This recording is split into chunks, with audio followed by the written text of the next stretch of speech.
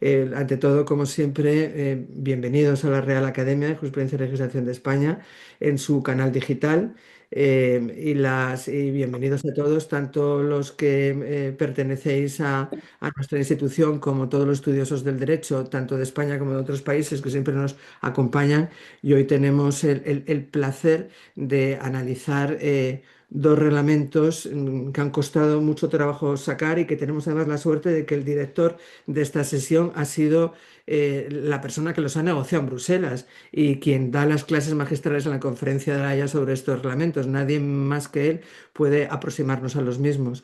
Y no le voy a robar tiempo porque, Andrés, la autoridad en estos reglamentos eres tú, o sea que te cedo la palabra para que presentes a nuestros ponentes, todos ellos súper especialistas, y para que dirijas la sesión. Y muchas gracias a todos vosotros por aceptar la invitación de la Real Academia y a nuestros oyentes por dedicarnos un tiempo de vuestro ocio, de vuestro descanso, a escucharnos. Sin más, Andrés, tienes la palabra.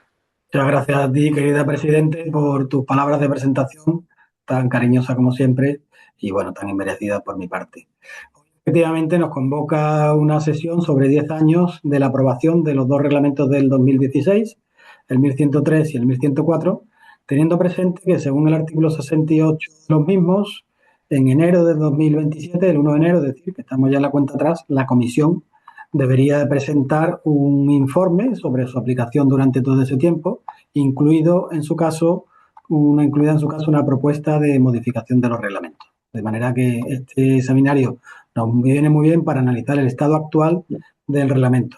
A fecha de hoy que yo tenga registrado, se ha presentado únicamente una cuestión prejudicial por la autoridad checa sobre la liquidación, un procedimiento de extinción y liquidación de una copropiedad de un bien inmueble adquirido por cónyuges en régimen de separación de bienes otorgado en capitulaciones, y se pregunta si eso es materia o no del reglamento 1103, concepto de régimen matrimonial del artículo 3.1. Y para esta tarde pues tenemos un programa espléndido, por lo que tengo que agradecer de entrada a los ponentes que tan desinteresadamente han aceptado participar con nosotros, porque los cuatro son primerísimos espadas en distintos ámbitos.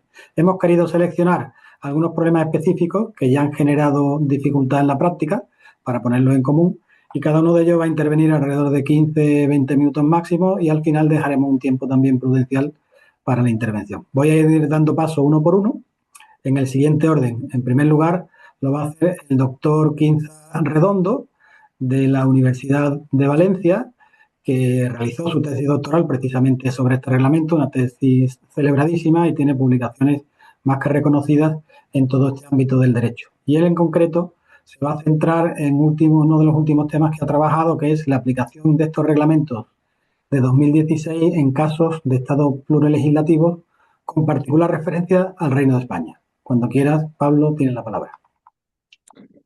Bien, pues buenas tardes a todas y a todos. Es para mí un placer participar en este seminario y es por ello que agradezco enormemente a Andrés Rodríguez y Ana Fernández Tresguerres la posibilidad que me brindan. Además, es un orgullo hacerlo acompañado de verdaderos expertos en la materia, como es el caso de Alfonso Ibarra, Isabel Antón y Antonio Jesús Calzado. Bien, en mi caso particular, como decía el profesor Andrés Rodríguez, me voy a centrar en estos 15-20 minutos en los estados plurilegislativos, con especial referencia al ordenamiento jurídico español. Permítanme que comience con tres titulares muy claros para posteriormente centrar mi intervención en la determinación de la concreta ley española aplicable en un supuesto que presente un elemento de extranjería, tanto en materia de régimen económico matrimonial como de efectos patrimoniales de las uniones registradas. Primer titular. Los reglamentos de 2016 no se aplican en supuestos interregionales, es decir, aquellos conectados exclusivamente con distintas legislaciones del territorio español. Recordemos en cualquier caso el contenido del artículo 35 de ambos reglamentos, que nos recuerda que no estamos obligados a aplicar estos instrumentos a casos puramente internos, pero ciertamente tampoco lo prohíbe. Sea como fuere, el legislador español, que es a quien compete tal cuestión, no se ha manifestado en pro de su aplicación. Como consecuencia, para estos supuestos, los artículos 9.2 y 9.3 del Código Civil continúan plenamente operativos en materia de régimen económico matrimonial, y para los efectos patrimoniales de las uniones registradas, pues seguimos contando con la inexistencia de normas de conflicto estatales que específicamente regulen esta cuestión. El segundo titular que tenía apuntado, pues ya lo ha comentado el profesor Andrés Rodríguez. A lo largo de estos años, pues únicamente se ha planteado una cuestión prejudicial hace prácticamente un año por parte de nuestros colegas checos, pero es una cuestión prejudicial que no tiene nada que ver con la regulación de los estados plurilegislativos. Ciertamente esto resulta bastante sorpresivo porque se trata de preceptos complejos e intrincados que a mi modo de ver justificarían el planteamiento de las mismas. Tampoco lo ha habido en materia sucesoria, donde los instrumentos pues, se expresan prácticamente de manera similar. Tercer titular, en torno al hermano mayor de estos reglamentos, el 650/2012, se han planteado en España en los últimos años no pocos problemas en torno a la aplicación de derechos civiles forales o especiales a ciudadanos extranjeros, algunos de los cuales podrían impactar de algún modo u otro en la materia del régimen económico matrimonial y de los efectos patrimoniales de las uniones registradas. Me estoy refiriendo sobre todo a la existencia de algunos preceptos autonómicos con tintes claramente conflictuales, algo que de conformidad con el artículo 149.1, regla octava de la Constitución española, pues no debería ser posible. Me disculpo de antemano porque no voy a detenerme en estas tres cuestiones que les he planteado a modo de titular, pero en cualquier caso no quería dejar de apuntarlas porque considero que de algún modo u otro impregnan el bloque central de mi intervención.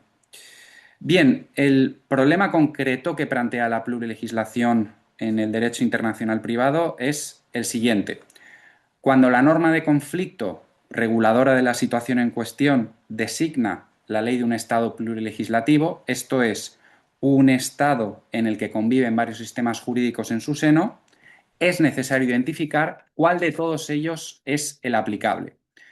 Para resolver tal cuestión, las diferentes reglamentaciones de derecho internacional privado, en sus niveles europeo, convencional y estatal, se valen de los llamados modelos de remisión a ordenamientos plurilegislativos.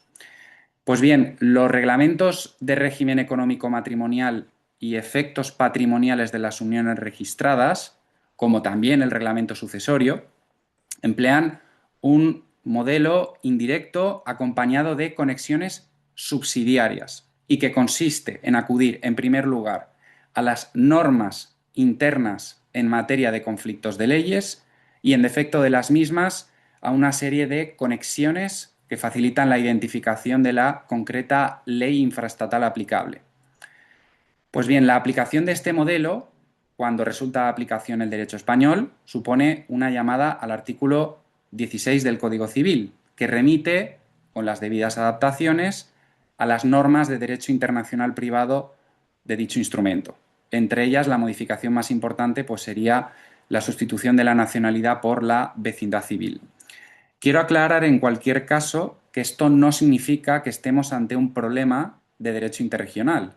El asunto es internacional, pero ocurre que por el modelo o sistema de remisión que emplean los reglamentos, se invocan tales normas internas para individualizar el derecho aplicable. Y en este punto procedo a distinguir a continuación la materia del régimen económico matrimonial de la de los efectos patrimoniales de las uniones registradas. Bien, en el caso del régimen económico matrimonial podemos ver que las normas internas sobre conflictos de leyes previstas por el legislador español no son siempre aptas o no resultan siempre capaces para identificar si se aplica el derecho civil común o alguno foral o especial a un supuesto que presente un elemento de extranjería. Los escenarios, ya se lo anticipo, son múltiples y variados, dependiendo de si se aplican las conexiones en ausencia de elección, o si se ha ejercido o se desea ejercer la autonomía de la voluntad conflictual, y además, dentro de cada uno de ellos, dependiendo de las conexiones en juego. En el caso de la ley aplicable en ausencia de elección, se ha puesto de manifiesto que la diferencia entre las conexiones del artículo 26 del reglamento y el artículo 9.2 del Código Civil puede provocar problemas en la identificación de la concreta ley española aplicable, cuando ambas no se ajusten o bien cuando ni siquiera tengan correspondencia. Así, por ejemplo, en el caso de un matrimonio de españoles a los que resulta de aplicación el derecho español en virtud de la nacionalidad común en el momento de la celebración del matrimonio, es decir, la segunda conexión del artículo 26, podemos ver que si dichos cónyuges tenían distintas vecindades civiles en ese momento, no residieron conjuntamente tras la celebración del matrimonio y además se casaron en el extranjero, el artículo 9.2 del Código Civil no aporta una solución. Ante este tipo de problemas o de supuestos, se ha propuesto acudir a la solución de cierre del artículo 16.3 del Código Civil, un precepto constitucionalmente muy discutido y, como ha indicado la doctrina, pues sus circunstancias son claramente ajenas al reglamento, pero que ciertamente permite encontrar una vía de escape para resolver algunos supuestos.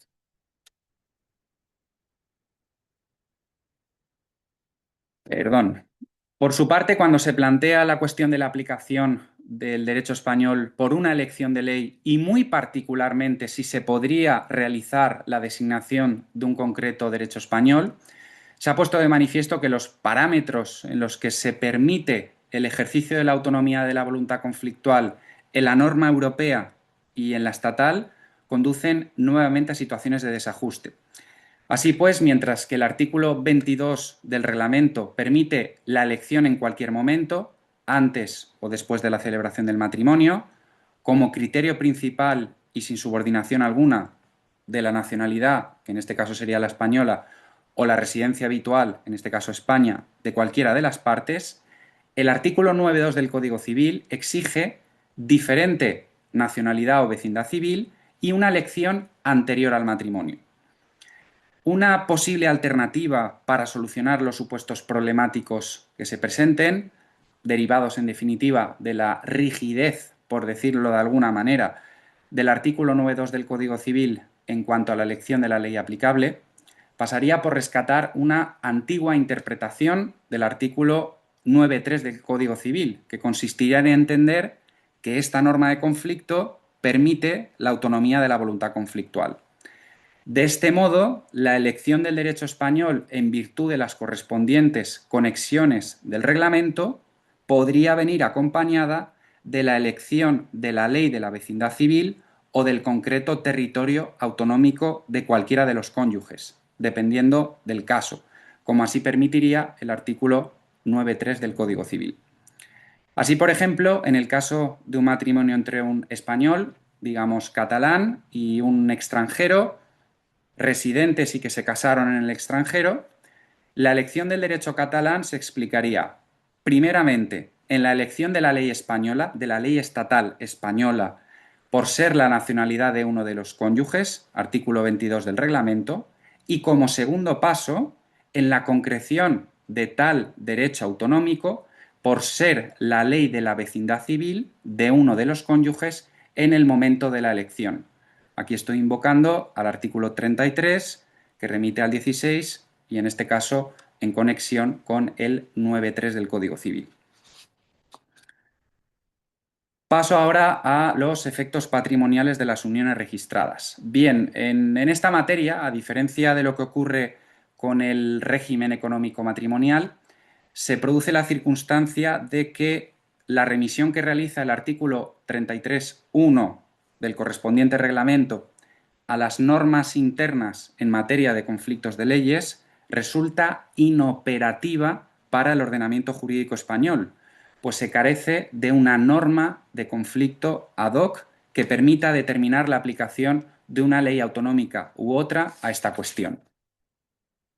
Además, en materia de efectos patrimoniales de las uniones registradas, nos encontramos con una dificultad adicional que no presenta como tal el régimen económico matrimonial.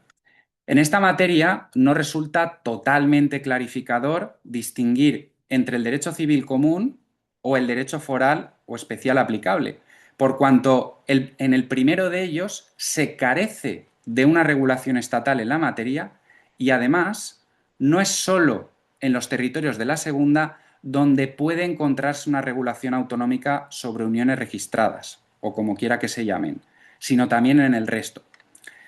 La existencia a grandes rasgos de tantas normativas sobre uniones como territorios autonómicos hay en España viene condicionada, sin embargo, por el contenido de cada una de ellas, pues ni todas son materialmente iguales, ni pueden llegar a serlo desde un punto de vista constitucional. En el caso de los territorios sujetos al derecho civil común, la correspondiente normativa autonómica no puede, o al menos no debería, regular las relaciones patrimoniales de los miembros de la unión registrada. Y si así lo han hecho, los correspondientes preceptos han sido declarados inconstitucionales o se encuentran marcados en rojo. Tampoco están exentas de problemas constitucionales aquellas que sí poseen competencias en materia de derecho civil. Así pues, la normativa autonómica sobre uniones registradas de Aragón, Baleares, Cataluña, Galicia, País Vasco o Navarra no puede, o no debería, nuevamente, prever una serie de consecuencias patrimoniales en general aplicables en defecto de pacto, ni tampoco prever la sujeción a un determinado tipo de régimen económico patrimonial aplicable sin acuerdo de los miembros de la unión registrada. Cuando así ha ocurrido, los preceptos en cuestión han sido declarados inconstitucionales o nuevamente se encuentran bajo sospecha.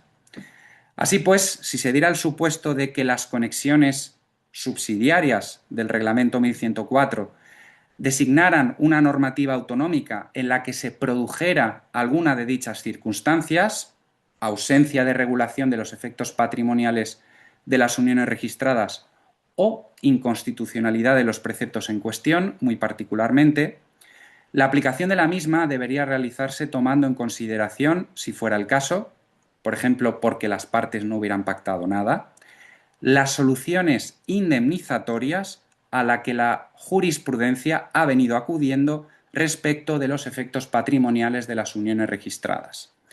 En definitiva, la designación de una legislación autonómica u otra no siempre conducirá a soluciones positivizadas, lo cual no debe interpretarse como imposibilidad de ofrecer una respuesta para la resolución del conflicto. Termino con esto mi intervención. Estoy con muchas ganas de escuchar al resto de colegas. Por lo que a mí respecta, quedo a su disposición por si tienen alguna duda posteriormente. Gracias nuevamente a los organizadores, a mis compañeros de mesa virtual y a todos los asistentes. Buenas tardes. Gracias a ti, querido Pablo, y enhorabuena, como siempre, por esa claridad expositiva y por ese carácter dogmático que te representa siempre en lo pedagógico. Un placer escucharte. Gracias. Bien, continuamos y lo hacemos con el doctor Ibarra Bores de la Universidad Pablo de Olavide de Sevilla, que va a versar en su intervención sobre un tema de su absoluta especialidad, como es la aplicación de ambos reglamentos, en concreto del 2016/1103, a la liquidación matrimonial de ciudadanos británicos en España. Él este tema lo domina en la práctica y en la teoría, no en vano, desde 2015 es el responsable de la asignatura Introducción al Inglés Jurídico en la Facultad de Derecho de nuestra universidad y comenzó su investigación en lo que se refiere a la sucesión de británicos y de allí, para cerrar el círculo, se ha dedicado al régimen patrimonial en la liquidación de los matrimonios de estos ciudadanos y de las muchas publicaciones, pues destacaría una reciente monografía de 2014 publicada en Tirán lo Blanc. De manera que cuando quiera tiene la palabra. Gracias. Muchas gracias, Andrés, y agradecer a la Academia la invitación en la persona de su presidenta de la sección sexta, doña Ana Fernández Trejerres, y aprovecho para saludar también a Pablo, a Isabel y Antonio, y un placer estar con todos ellos. Voy a hablarles, como ha dicho Andrés, un poco de la aplicación del reglamento 1103 de 2016 en relación a algunas cuestiones que se plantean con los británicos residentes o no residentes incluso en España. Como introducción, decir que en España a pesar de lo que supuso el Brexit en su momento, a principios de 2006 se estima que residen oficialmente 307.443 británicos, según el INE, lo que le convierte en una de las comunidades extranjeras más importantes en nuestro país, en concreto de las del continente europeo, la segunda después de los rumanos, que hay unos 600.000 rumanos en nuestro territorio. Se dice incluso que las cifras pueden ser mayores que las oficiales, dada la falta de registro en muchos casos. Y, por ejemplo, el Ministerio de Inclusión habla de que a finales del 25 la cifra está en torno a 400.000 británicos en España. ¿Fundamentalmente dónde residen? Pues fundamentalmente en la costa mediterránea, en Alicante y en Málaga, pero también en Almería, en Baleares y en Barcelona. Y de ahí la trascendencia que puede tener este tema, dado el importante número de nacionales de este país que están en nuestro país. En relación a esta aplicación del reglamento del régimen económico matrimonial, pues como primer dato debemos de tener en cuenta que a pesar de que el Reino Unido, ya lo acabamos de decir, no es un Estado, y es sabido, un Estado miembro de la Unión Europea, no por ello deja de tener interés y no deja de afectarle a sus nacionales la regulación contenida en el reglamento, como ocurre también con otros reglamentos, por ejemplo, fundamentalmente con el reglamento 650, el de sucesiones. Y en particular en el aspecto que se refiere a la determinación de la ley aplicable. Ello es así, dado que las autoridades españolas sí aplican este reglamento con independencia de que sean nacionales británicos los afectados. La nacionalidad no es un factor que se tenga en cuenta a la hora de aplicar o no el reglamento. Además, es un reglamento, como es sabido, de naturaleza o de eficacia erga omnes, con lo cual, a tenor de su artículo 20, sus normas sobre determinación de ley aplicable pueden dar lugar a la aplicación del derecho inglés en más de una ocasión.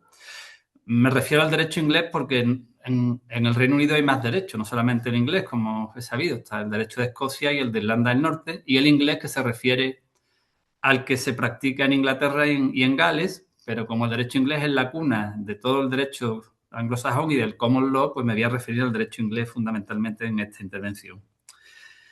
Por lo tanto, si un tribunal en esta materia, un tribunal español está conociendo de un litigio en esta materia y no ha existido cierta previsión y ciertas cautelas sobre la cuestión de la determinación de la ley aplicable por las partes, una previsión por las partes, quería decir, y atendiendo al propio juego que nos dan las conexiones del reglamento, pues se pueden producir ciertas sorpresas en cuanto a la ley que puede estar llamada a regular la liquidación del régimen económico, o caso de tratarse el derecho inglés, y ahora lo veremos, sobre la ley que regularía la liquidación de los bienes pertenecientes al matrimonio.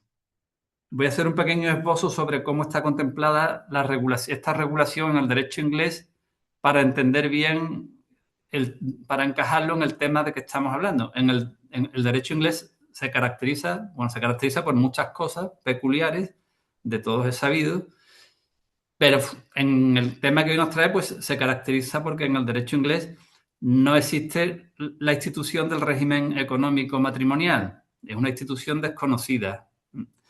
El matrimonio por sí mismo no produce ninguna consecuencia sobre el patrimonio de los cónyuges. La celebración del matrimonio carece de impacto alguno respecto de la propiedad de los esposos. Esta permanece inmutable sin producirse una confusión de patrimonio, salvo que, lógicamente, pues los cónyuges hubiesen alcanzado lo que se llama allí un marriage contract o un marriage settlement, acuerdos matrimoniales en relación a las cuestiones patrimoniales. ¿Qué quiere esto decir? Pues que la propiedad de los bienes de los cónyuges la ostenta el titular de cada uno de ellos. Se trate uno solo o se trate de una copropiedad para la cual ellos tienen una serie de figuras, fundamentalmente la llamada joint property y la tenancy in common, que sería algo así como nuestra propiedad en pro indiviso o condominio, pero con unas peculiaridades que no voy a entrar ahora porque no es el caso. ¿Qué ocurre? Que la ausencia de un régimen económico matrimonial en el derecho inglés suele provocar un frecuente error en ciertos autores y en la doctrina de considerar que nos hallamos en el derecho inglés ante un régimen económico matrimonial de absoluta separación de bienes. Esto en absoluto es así, porque es que no existe el régimen económico matrimonial. Incluso hay doctrina más moderna que no habla de un régimen de separación, sino que habla, por lo que ahora diremos, más bien de un régimen de comunidad de bienes en virtud de la operatividad de una serie de principios a la hora de cuando tiene lugar un divorcio. Pero no existe régimen económico matrimonial.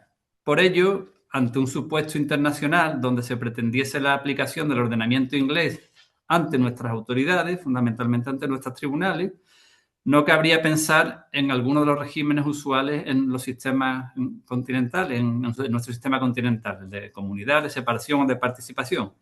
Y tampoco, en principio, procedería a abrir un procedimiento de liquidación del régimen económico matrimonial a la manera contemplada en nuestro sistema y a la manera de que es entendida por los juristas de civil law.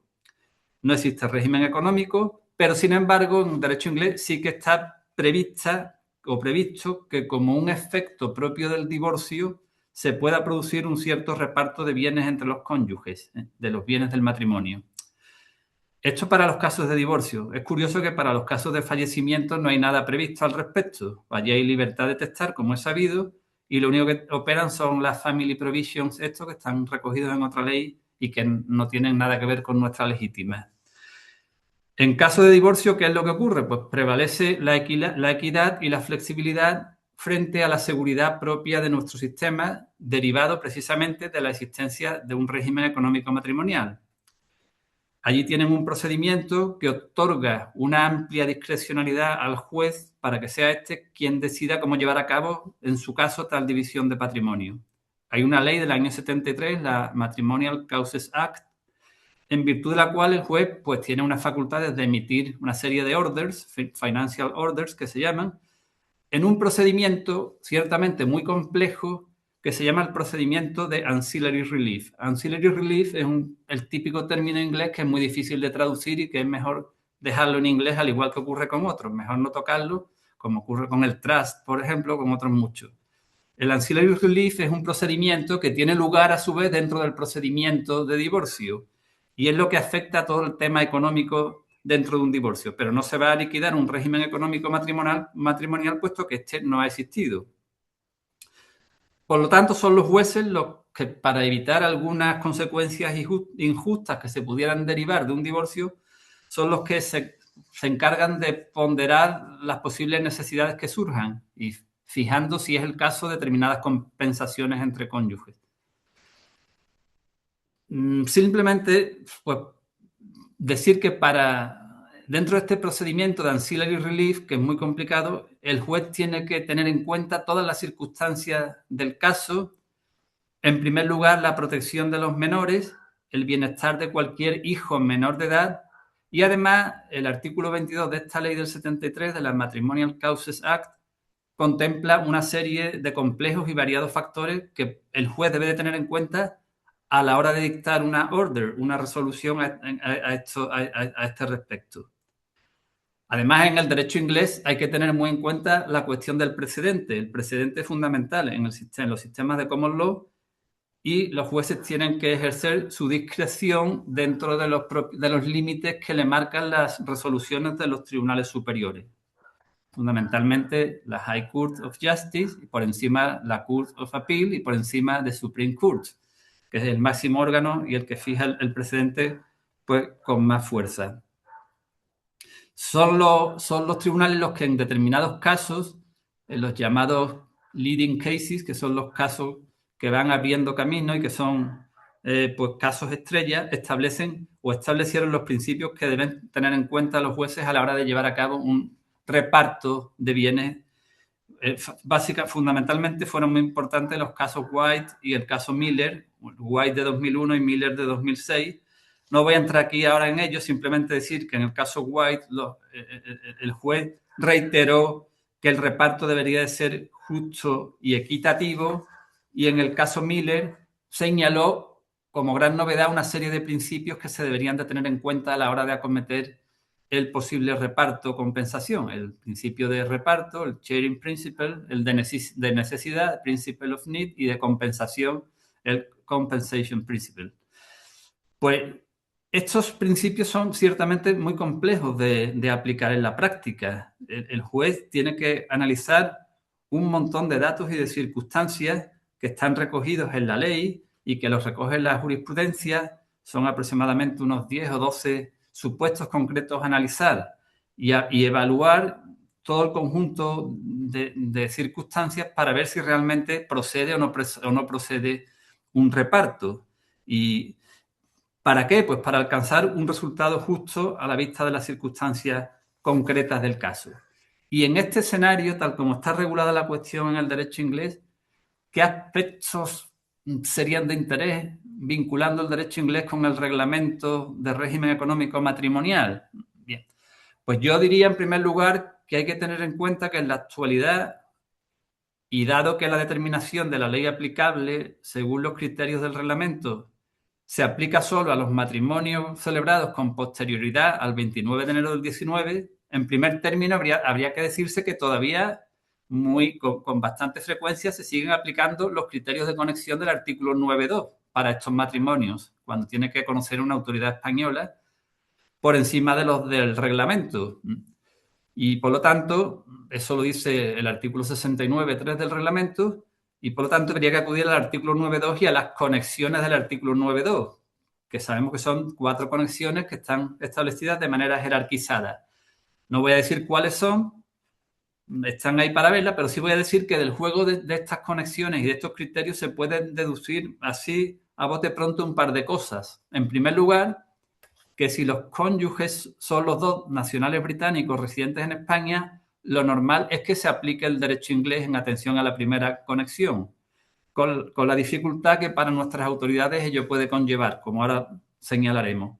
Y en segundo lugar, que si se trata de un matrimonio mixto, donde solo uno de los cónyuges tiene nacionalidad británica, siendo complicado que opere la segunda conexión, pues operaría la tercera o la cuarta. Ello, en algún caso, si se analizan dichas conexiones y según las circunstancias particulares, pudieran dar lugar a la aplicación del derecho español, lo cual puede resultar una sorpresa desagradable para algunos en algún caso. Debe tenerse en cuenta que si el matrimonio hubiera tenido su voluntad de que se hubiese aplicado a su régimen económico matrimonial un ordenamiento distinto al español o a lo mejor al inglés, al del Reino Unido correspondiente, pues lo podrían haber pactado, puesto que esta es una solución que está amparada tanto por el artículo 9.3 del Código Civil como por el artículo 22 del reglamento, que es aplicable en este caso incluso a matrimonios que se hubiesen celebrado antes del 29 de enero del 2019. En el caso de que el matrimonio fuese posterior al 29 de enero del 19, nuestras autoridades aplicarán el reglamento para determinar la ley aplicable y, a falta de elección de ley aplicable por las partes, que es el criterio general y primordial del artículo 22, pues se aplicarían los criterios del artículo 26.1 y sería aplicable la ley a la cual cualquiera de esos 3 criterios que están establecidos de manera jerarquizada nos pudiera conducir. Pues igualmente el juego de estas conexiones del artículo 26.1 y además teniendo en cuenta la excepción que se contiene en el artículo 26.3 respecto a la letra A de ese artículo 26.1, ello podría dar lugar, según las circunstancias del caso, a la aplicación del derecho español, lo cual de nuevo podría resultar una sorpresa para algunos que estuviese pensando que lo que le podría beneficiar sería precisamente la poca seguridad, por eso de la discreción de los jueces, que en principio otorga el sistema inglés. Ha de tenerse en cuenta que conociendo una autoridad española, de ser aplicable el derecho inglés y el matrimonio fuese anterior al 19 de enero del 19, podría entrar también en juego el reenvío, dado que en tal caso no se aplicaría el reglamento, según el artículo 69. El reglamento sí excluye el reenvío en su artículo 32, pero si el matrimonio fuese anterior, no se aplicaría el reglamento en esta materia de ley aplicable y, por tanto, no operaría el reenvío. Y ello pudiera tener lugar en cuanto que el derecho inglés, su norma de derecho internacional privado, que se aplica a esta cuestión, no es otra que la ley del domicile del matrimonio tras la celebración. Es verdad que para los bienes inmuebles, lo que ellos llaman la immovable property, al igual que sucede en el ámbito sucesorio, algunos defienden la aplicación de la lex resitae. Sin embargo, aquí, en materia de régimen económico, no es la cosa ni mucho menos pacífica como si es en el tema sucesorio. cualquier caso, ha de recalcarse que nos referimos a supuestos donde estuviera conociendo una autoridad española. Pues si fuese una autoridad inglesa la competente, ya puedo decirles que con toda seguridad aplicaría el derecho inglés como lex fori. Y ha de indicarse que dentro de la autonomía de la voluntad de las partes, éstas podrían elegir como aplicable el derecho inglés al amparo del artículo 22. Y se pueden preguntar algunos, bueno, ¿cómo se va a escoger como aplicable el derecho inglés si en el derecho inglés no hay régimen económico matrimonial? Pues a pesar de que no, lo que la norma exige es la elección de una ley estatal. Y a pesar de que no exista como tal el régimen económico matrimonial en el ordenamiento inglés, pues sí existe una norma, como les he dicho, para el tema de la liquidación de bienes en caso de divorcio. Y la más autorizada doctrina, los profesores Carrascosa y Calvo, pues incluso apoyan la posibilidad de elección del derecho inglés. El artículo 3.1, letra A del reglamento, establece que se entenderá por régimen económico matrimonial el conjunto de normas relativas a las relaciones patrimoniales entre los cónyuges y con terceros como resultado del matrimonio o de su disolución. Y lo cierto es que el derecho inglés sí que establece normas en caso de disolución a través de divorcio. Ahora bien, la elección del derecho inglés pues podría traer no pocas complicaciones si no se adoptan ciertas prevenciones y ciertas medidas. En efecto, en materia de competencia judicial internacional, cuando sean competentes los tribunales españoles, bien por el artículo 5, porque exista un procedimiento de divorcio en España que atraiga también al otro procedimiento, o bien en virtud del artículo 6, un procedimiento autónomo de liquidación, y esto, los tribunales españoles tienen que aplicar el derecho inglés a la cuestión relativa a la liquidación, nos vamos a encontrar con un problema que seguramente requerirá de una cierta o de una bastante capacidad de adaptación. Pues los jueces españoles no están acostumbrados, dado cómo está configurado nuestro sistema, a una liquidación de bienes del matrimonio en el marco de un procedimiento de divorcio, donde no está prevista la liquidación de bienes, y a mayor abundamiento en aplicación de unas normas totalmente desconocidas para nuestra tradición jurídica, cuál es la inglesa. Si bien algunos autores mantienen que la liquidación de los bienes matrimoniales, según las normas del derecho inglés, habría que hacerla por nuestros jueces dentro del procedimiento de divorcio, lo cierto es que ello podría dar lugar a una desnaturalización de dicho procedimiento tal como está configurado actualmente en nuestro sistema, donde no se contempla la liquidación del régimen económico matrimonial. Sabido es que en nuestra ley de enjuiciamiento civil hay un procedimiento especial ad hoc específico para la liquidación del régimen económico, los artículos 806 y siguiente. A lo mejor es aquí donde encontraríamos un marco más adecuado, siempre con las oportunas adaptaciones para llevar a cabo, con aplicación del derecho inglés, la liquidación del patrimonio del matrimonio. Y llegados a este punto, como mantiene el profesor Miguel Checa, que también es un experto en esta materia, la aplicación por un juez español de este sistema de ancillary relief inglés, bien sea en el marco de un procedimiento o de un procedimiento de divorcio o de liquidación del régimen económico, se presenta ciertamente compleja y llena de dificultades. Y ello dado que el concepto inglés de order, of financial order, no se corresponde con el nuestro de liquidación de régimen económico matrimonial. Son instituciones totalmente ajenas y, por lo tanto, muy difícilmente aplicables, con mucha dificultad por nuestras autoridades. Para ir concluyendo, como se ha visto, hay que tener en cuenta que el derecho inglés, y como es sabido, y el derecho español no se parecen en nada tienen que ver, son sistemas de familias jurídicas totalmente distintas. Por lo cual, en aras a evitar un problema futuro, es muy conveniente llevar a cabo una debida planificación en relación a una eventual liquidación futura del régimen económico matrimonial, si hablamos desde el prisma del derecho español, o de los bienes del matrimonio, si lo hacemos desde la perspectiva del derecho inglés. Ello implica, en los términos que permite el artículo 22 del reglamento, la elección de una ley que sea lo más apropiada y posible a lo pretendido por las partes y atendiendo a su particular situación. Pues bien, a la hora de una adecuada planificación sería conveniente tener en cuenta algún factor que destaco. Por ejemplo, tener en cuenta, y de eso se va a hablar aquí ahora por el doctor Calzado, las disfunciones que existen entre el reglamento del régimen económico y el reglamento sucesorio en materia de ley aplicable, lo cual puede dar lugar a situaciones importantes de desequilibrio. Otra cosa a tener en cuenta es el lugar donde se encuentra el centro de intereses de las partes del matrimonio o de los individuos que lo componen de cara al futuro, es decir, dónde podrán plantearse los litigios y dónde podrán desplegar efectos las eventuales resoluciones que se puedan adoptar. No serán pocas las dificultades en materia de reconocimiento y ejecución de resoluciones españolas en el Reino Unido, ni del Reino Unido en España. Las del Reino Unido en España, tras la salida del Brexit, pues habría que hacerlas a través de la Ley de Cooperación Jurídica Internacional en materia civil, artículos 41 y siguientes, y para reconocer una resolución española en el Reino Unido, pues aparte de cruzar los dedos y de tocar madera o lo que queramos, pues hay que someterse a la norma interna allí, que es la Civil Procedures Rules de 1998, que es bastante estricta a la hora del reconocimiento de una resolución extranjera. No se aplica el Convenio de La Haya de 30 de junio de 2005, que tiene en su artículo 8 un procedimiento que pudiera ser válido a tal efecto, pero es que esta materia queda fuera del ámbito del convenio según su artículo 2. Y otra cuestión a tener en cuenta a la hora de llegar a un acuerdo sería el evitar las tentaciones de iniciar una carrera por las partes hacia el tribunal, el famoso rush to the courts, o la práctica del forum shopping.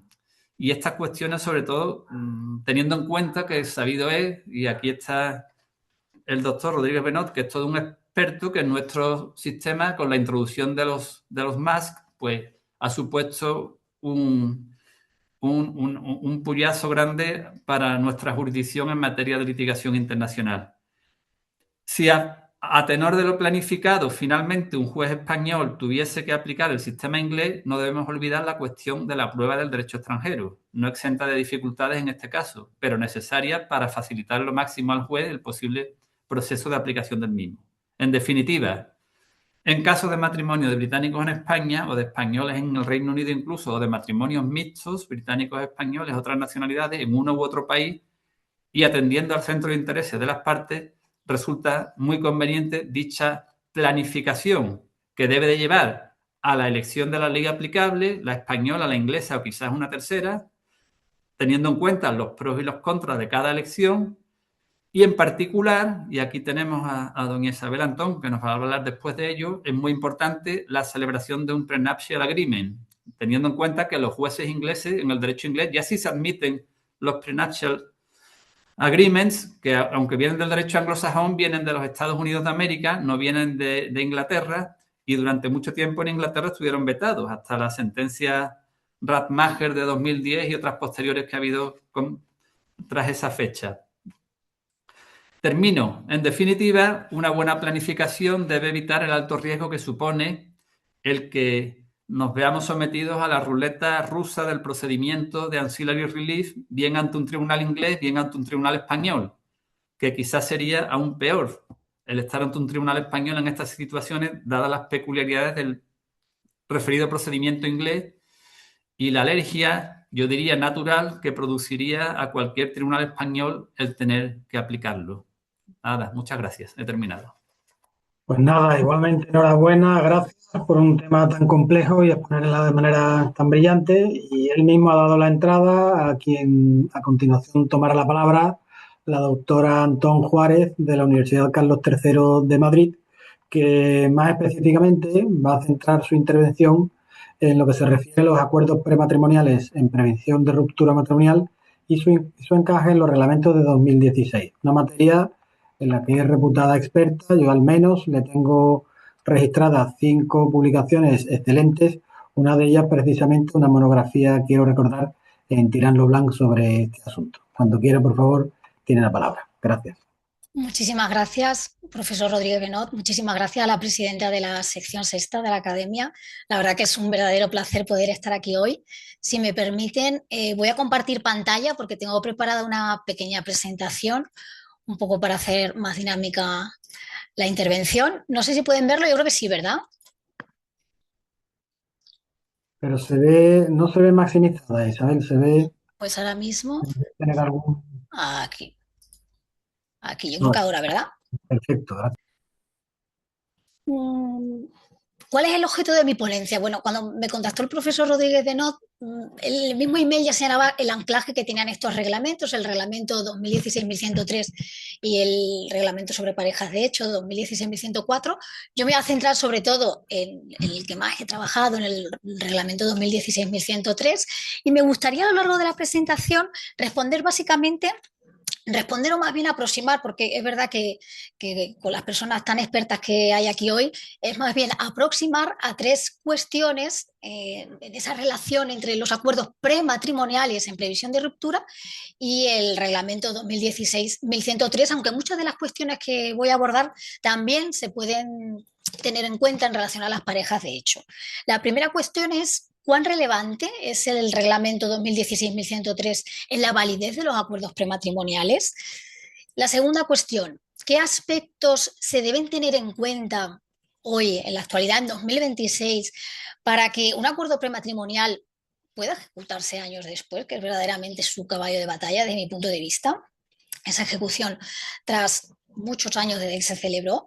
Y en tercer lugar, ¿qué línea jurisprudencial en relación a los acuerdos prematrimoniales tenemos en la actualidad? ¿Qué sentencias ha habido en los últimos 10 años? Y también, ya no solo de una perspectiva del acuerdo prematrimonial, material, desde el foco del derecho español, que es el que les quiero comentar de forma breve, sino también desde el reglamento 2016-1103, que ya se adelantaba que solamente ha habido una cuestión prejudicial que está en ciernes, pero sí que hay alguna sentencia en algún Estado miembro, en particular traigo una de los Países Bajos muy interesante, bueno, analizando y poniendo un poco de luz sobre el alcance material del reglamento 2016-1103. Vamos a esa primera cuestión que quiero abordar, cuál es la relevancia del reglamento 2016-1103 en la validez de los prenups, de los acuerdos prematrimoniales en previsión de ruptura. La verdad que les tengo que confesar que los acuerdos prematrimoniales los empecé a trabajar hace 10 años, en 2015, un poquito más, y es una de las materias que cuanto más estudio, más dudas me genera. O sea que aquí me encantaría, con todos los expertos que hay, que se abra el debate sobre este particular y cómo se podría mejorar el reglamento para que al final, una de las tesis que yo he sostenido, que sea sobre todo una ley la que rija el acuerdo prematrimonial. Ahora veremos. Pero me gustaría comenzar con ese punto de partida. ¿Regula de forma expresa estos reglamentos, el 2016-1103, el 2016-1104, los acuerdos prematrimoniales de forma expresa? ¿Hablan de ellos en algún momento? Bueno, la realidad es que no, los reglamentos no señalan de forma expresa los acuerdos prematrimoniales, pero es verdad que sí que hablan de capitulaciones matrimoniales, señalan en el artículo 22, en el artículo 3, futuros cónyuges, por lo que en base a una interpretación amplia, autónoma, que se debe llevar a cabo en virtud del reglamento, y salvo que el Tribunal de Justicia de la Unión Europea nos diga otra cosa, y a día de hoy, pues la verdad que no ha habido ningún pronunciamiento al respecto, podríamos considerar que esa interpretación amplia que también se da en los derechos materiales actualmente en relación al concepto de capítulos matrimoniales, de capitulaciones matrimoniales, los acuerdos prematrimoniales en previsión de ruptura, en principio, pues pueden tener perfectamente cabida en el reglamento 2016-1103.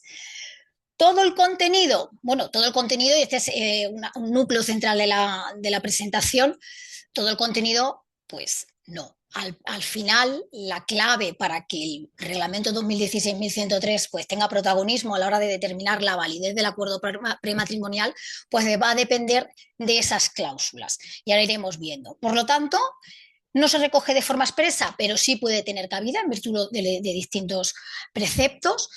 Y desde mi punto de vista no es tan relevante la cuestión terminológica, si acuerdo prematrimonial, si capitulaciones matrimoniales, si se celebra antes del matrimonio, si se celebra durante el matrimonio, porque al final, como ya señalaba el profesor Ibarra Bores, los ordenamientos incluso que eran más reticentes, como el inglés, en los acuerdos prematrimoniales se puede decir que ampliamente son aceptados en la mayoría de los ordenamientos jurídicos europeos y también anglosajones, desde luego que es de donde vienen. Por lo tanto, el acuerdo prematrimonial en previsión de ruptura con esa característica de cláusula tan heterogénea, y ahí es donde verdaderamente viene el problema, pero si son cláusulas relativas al régimen económico, matrimonial, ordenan cuestiones relativas al patrimonio, están alienados con el artículo 27 del reglamento que se ocupa de ese ámbito de aplicación de la ley se determina conforme viene al artículo 26 o 22 del reglamento 2016-1103, porque yo sobre todo me voy a centrar en la presentación, en la determinación del derecho aplicable, pues perfectamente tienen cabida. Por lo tanto, aunque no se regulan de forma expresa, tienen ese anclaje en el reglamento 2016-1103 y desde mi punto de vista ese anclaje se puede proyectar en 3 aspectos. Y estos aspectos, que se los señalo ahí, autonomía conflictual que brinda este reglamento, validez material y también cómo se determina el consentimiento, cómo se puede llegar a saber si los cónyuges han consentido, la validez formal, cómo se estudien estas cuestiones dentro de este reglamento puede hacer que el reglamento verdaderamente sea un gran protagonista en determinar la validez del acuerdo prematrimonial. ¿Por qué? Porque ustedes lo saben, al final para determinar la validez de un acuerdo prematrimonial básicamente necesitamos 4 requisitos. Mirar la capacidad de las partes, que es la cuestión que queda excluida, conforme al artículo 1 del reglamento, se ocupará si es el que está examinando ese acuerdo prematrimonial un juez español, el artículo 9.1 del Código Civil, pero el resto de requisitos, consentimiento, validez formal, validez de fondo, se pueden regir por una única norma, que es el reglamento 2016-1103. ¿Cuán relevante? Bueno, pues desde mi punto de vista, como yo le digo a mis estudiantes, cuanto más sepamos los pros y los contras, los aspectos de la norma, del reglamento en el que nos encontramos, en este caso en el reglamento 2016-1103, pues más oportunidades nos van a dar para verdaderamente estirar ese ámbito de aplicación en la medida que se pueda, ojo, porque somos conscientes de qué materia regula, pero podemos hacer cuestiones muy interesantes teniendo también presente otros reglamentos. Y ahora veremos sobre eso. En relación a la autonomía conflictual, este es un aspecto para mí fundamental, la elección de la ley aplicable al régimen económico del matrimonio. El artículo 22 del reglamento, pues es verdad que lleva a cabo una autonomía conflictual limitada, una autonomía conflictual de opción. Bien, la ley de la residencia común de los cónyuges, la ley de la nacionalidad de cualquiera de los futuros cónyuges puede ser elegida y aporta bastante previsibilidad. La doctrina es verdad que ha señalado que quizás hubiera sido interesante una elección más amplia, pero desde mi punto de vista con el objetivo de proteger a terceros y también con el objetivo de que los cónyuges no eligieran leyes que no estuvieran muy vinculadas, pues la verdad que es un aspecto, de mi punto de vista positivo, esa autonomía conflictual limitada. ¿Qué es interesante aquí? Y yo lo tenía aquí apuntado, pero bueno, luego el siguiente ponente seguro que lo aborda. Claro, el tema es que una de las cuestiones fundamentales para que el acuerdo prematrimonial pudiera quedar regido en la mayoría de sus cláusulas por una única ley determinada por un único reglamento, es la coordinación que se hace con la autonomía conflictual que permiten otros reglamentos, como el Reglamento Europeo de Sucesiones, el cual pues es verdad que tiene sus límites, que luego seguro que se aborda, pero si los cónyuges no comparten nacionalidad, pues ahí tendríamos una limitación sobre este particular debido a que la profesión juris del Reglamento Europeo de Sucesiones pues solamente permite a favor de la nacionalidad. Me atrevo poco a señalar las deficiencias de este artículo porque al final hay personas mucho más expertas, pero es verdad que hay cuestiones que quedan en el tintero y que de cara a una posible modificación, una de ellas sería la elección de ley tácita. ¿Sería posible una elección de ley tácita? Porque aquí la doctrina ha señalado que el hecho de que se pida, y luego vamos a ir a ello desde una perspectiva formal, que se formalice por escrito, no significa que no se pueda una elección de ley tácita. Desde mi punto de vista, yo que mantengo una perspectiva de los acuerdos prematrimoniales, pues muy... bueno, dando mucha libertad a los cónyuges, para mí sí que sería posible, porque el reglamento no dice lo contrario, vamos, sería posible una elección de ley tácita, pero inequívoca de forma similar a como se hace pues, en el reglamento Roma 1. Por lo tanto, la autonomía conflictual es un arma muy valiosa combinándola con otros instrumentos legales internacionales europeos para aportar bastante previsibilidad a la hora de decir si el acuerdo prematrimonial es válido o no lo es.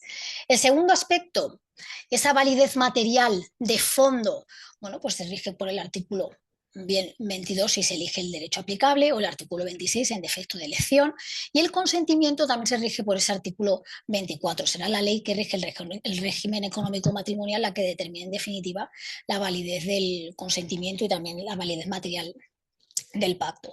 Aquí ha habido doctrina que ha señalado que este artículo 24 se queda un tanto insuficiente y que al igual que se ha hecho en el artículo 25 en cuestiones de forma, que se han establecido una serie de requisitos materiales, que aquí también se tenían que haber incluido requisitos de consentimiento para evitar, quizás la desprotección del cónyuge más débil. Desde mi punto de vista, incluir aspectos materiales aquí muy comunes en ordenamientos anglosajones, por ejemplo, pues el asesoramiento independiente de cada cónyuge a la hora de realizar el acuerdo prematrimonial, un disclosure agreement, es decir, contarle al otro cónyuge, oye, pues yo tengo estos bienes, tengo este patrimonio.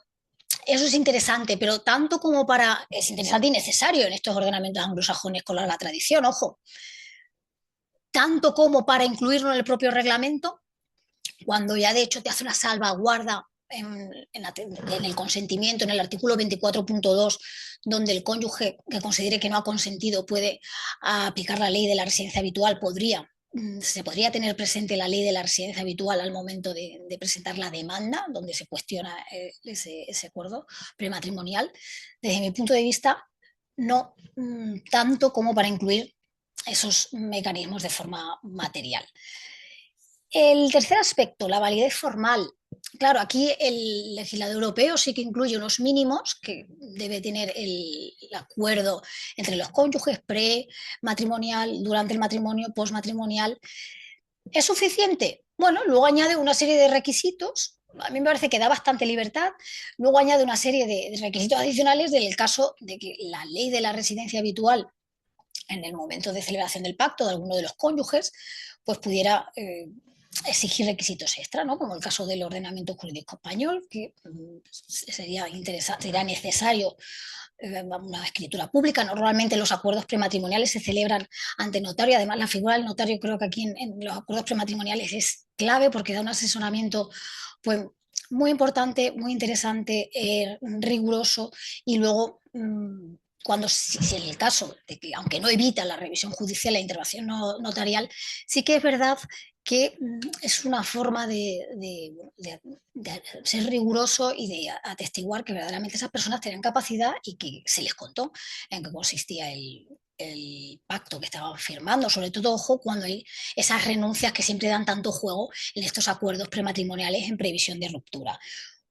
Por lo tanto, desde el punto de vista formal, aquí se le critica al reglamento, al legislador europeo, que por qué solamente tiene en cuenta esos requisitos adicionales de las leyes de los Estados miembros y no de terceros estados, cuando la ley a la que te puede llevar el reglamento, en virtud de los artículos del reglamento, puede ser una ley tanto del Estado miembro como la de terceros estados. Por lo tanto, desde mi punto de vista, aquí hay que tener presente al final que el protagonismo del reglamento dependerá básicamente de su contenido. Y hay que tener muy en cuenta una de las características clave de los acuerdos prematrimoniales en previsión de ruptura es ese carácter heterogéneo, por lo que aquí vamos a tener que tener a la hora de redactar un acuerdo prematrimonial muy presente los ámbitos de aplicación de otros reglamentos europeos. Al final, para mí, el acuerdo prematrimonial es un reflejo de la patología central, les pongo aquí, del derecho internacional privado europeo de familia, que está dividido, compartimentado por materias y en distintos reglamentos. El acuerdo prematrimonial lo refleja muy bien, porque al final es verdad que ya no solo es la ejecución posiblemente futura del acuerdo prematrimonial, sino cómo se llega a determinar esa validez en atención a qué cláusulas se incorporen, luego veremos, pues puede tener más o menos protagonismo el reglamento 2016-1103. La segunda cuestión que les quiero plantear, qué aspectos son en los que se deberían prestar atención para que el prenup sobreviva. Claro, ¿sobreviva a qué?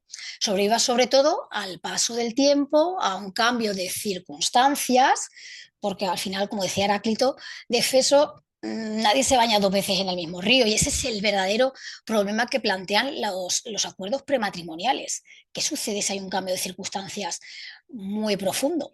Lo que hemos pactado 20 años atrás va a poder mantenerse a pesar del, ojo, y luego veremos en esa tercera pregunta que les lanzo, de la percepción tan positiva y válida que tienen actualmente los acuerdos prematrimoniales en el ordenamiento jurídico español y en prácticamente todos los ordenamientos europeos. ¿Qué aspectos se deberían tener en cuenta? Desde mi punto de vista, aquí un aspecto clave para que podamos llegar a que el acuerdo prematrimonial quede sobre todo regido por una única ley, es conocer muy bien los ámbitos de aplicación de los reglamentos sobre las materias que queremos incluir cláusulas. Es decir, si estamos pactando sobre cuestiones relativas a la protección de hijos futuros, pues no me puedo olvidar del reglamento Bruselas-Zoster y tendré que conocer muy bien su ámbito de aplicación.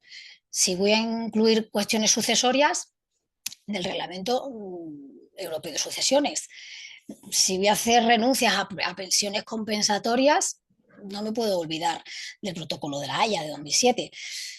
Estos ámbitos de aplicación, junto con la autonomía conflictual que les señalaba anteriormente, que me brinda el reglamento 2016-1103, puedo llegar a conjugarlo en la medida, ojo, que los reglamentos me permiten esa coordinación, porque sabemos que no es perfecta, pues a una ley muy común y prácticamente única para, bueno, para regular el acuerdo prematrimonial. Otro aspecto fundamental es el tema del consentimiento, es un aspecto clave. Ya hemos visto cómo se determina conforme al artículo 24 del reglamento 2016-1103. Yo aquí pasa como cuando se trata con empresas, ¿no? Empresas que quieren vender en distintos países. Al final, yo cuando hablo con la gente de las empresas me dicen, no, yo siempre sigo la norma más estricta, la ley del país que es más estricta. Y eso ya me permite vender prácticamente en todo el mundo. Pues aquí es lo mismo. Yo aquí siempre recomiendo seguir los aspectos en relación al consentimiento que hagan luego posteriormente, en caso de revisión, ver que efectivamente existe un consentimiento, que había una información financiera, un tiempo, aunque verdaderamente nuestro derecho español no exija tanto despliegue, pero para mí es un aspecto fundamental que luego, cuando hay revisión, pues se pone mucho el foco en ello. También, ojo, la forma, el mismo criterio que para el consentimiento, cuanto más mejor. Y por supuesto, el caballo de batalla es ese second look de lo que nos hablan en Estados Unidos, esa revisión, sobre todo cuando hay cuestiones imprevistas, sobrevenidas. Yo aquí siempre recomiendo, ojo, hay que ser justos en la vida y al final en el acuerdo prematrimonial, para que pueda sobrevivir, si hay renuncias, que sean, por ejemplo, renuncia a pensión compensatoria, renuncia a trabajo doméstico, que sean siempre de forma recíproca para evitar, bueno, desprotección, perjudicar a uno de los cónyuges, etcétera.